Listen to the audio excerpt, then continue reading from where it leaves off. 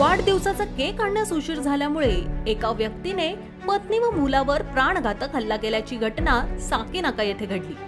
या हल्ल्यात जखमी झालेल्या आई आणि मुलाला राजवाडी रुग्णालयात दाखल करण्यात आलं आहे। साकीनाका पोलिसांनी पतीविरुद्ध हत्येचा प्रयत्न केल्याप्रकरणी गुन्हा दाखल करून त्याला अटक करण्यात आली आहे। रंजना शिंदे वय वर्ष 40 आणि सुनील शिंदे वय वर्ष 22 असं हल्ल्यात जखमी झालेल्या आई आणि मुलाचं नाव आहे।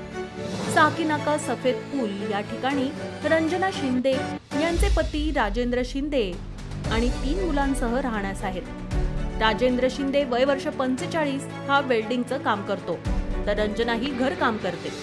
मोठा मुलगा सुनील हा खासगी नोकरी करतो। पती राजेंद्र शिंदे यांचा वाढदिवस असल्यामुळे रंजना ही केक घेऊन घरी आली असता पती राजेंद्र आणि मुले घरीच होते।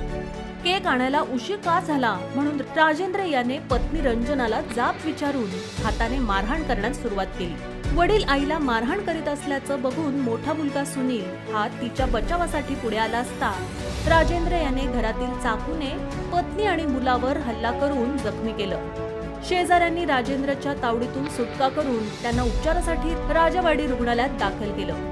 या घटनेची माहिती मिळताच साकीनाका पोलिसांनी रुग्णालयात धाव घेऊन रंजनाचा जबाब नोंदवून पती राजेंद्र यांच्या विरुद्ध हत्येचा प्रयत्न केल्याप्रकरणी गुन्हा दाखल करून त्याला अटक करण्यात आली।